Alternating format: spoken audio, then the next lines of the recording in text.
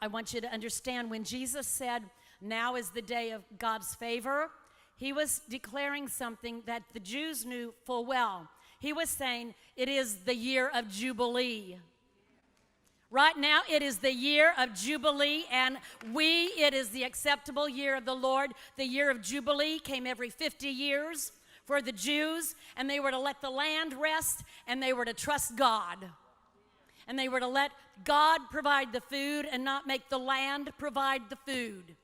In fact, for 2 years in a row, when the 50th year came, 7 sevens, 49 years, then was the year of Jubilee. This is the time to live by faith and in God alone, looking to him to be our supply. That's pretty freeing. So here came the land of Jubilee, the land rests, and the people have to live by faith in God alone to supply. They don't go out and they can't harvest anything.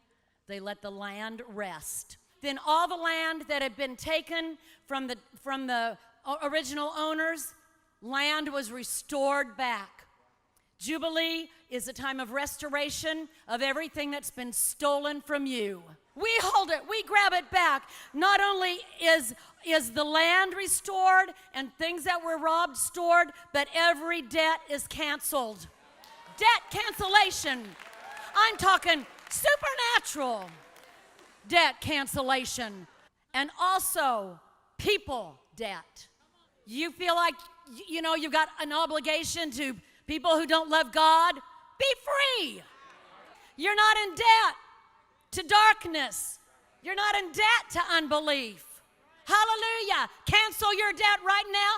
Cancel your debt. And you know what? Maybe God will cancel your financial debt.